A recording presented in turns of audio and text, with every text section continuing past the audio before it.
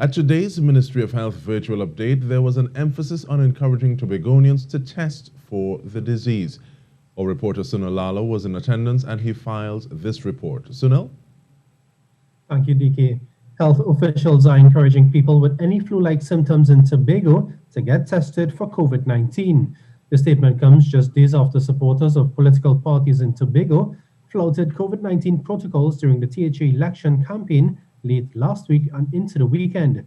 Last week, County Medical Officer of Health for Tobago, Dr. Tiffany Hoyt, expressed concern over the lack of adherence to COVID-19 regulations, which saw supporters wearing masks improperly, some without masks, and people gathering in large numbers.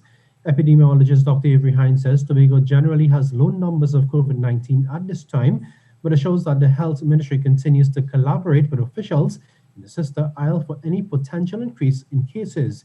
He says surveillance continues in Tobago, but is encouraging anyone with flu-like symptoms to present themselves to be tested for the virus. This, Dr. Hines believes, could reduce the risk of having a large increase in cases if persons are isolated. He adds that although the majority of COVID-19 cases are currently seen along the east-west corridor and parts of St. Andrew and St. David, among other areas, it does not mean that COVID-19 is not present in other districts, and urge citizens to continue adhering to COVID-19 measures. Sunil Lala, TTT News. Thank you, Sunil. And we stay in Tobago, where electricity has been restored following an island-wide outage this morning.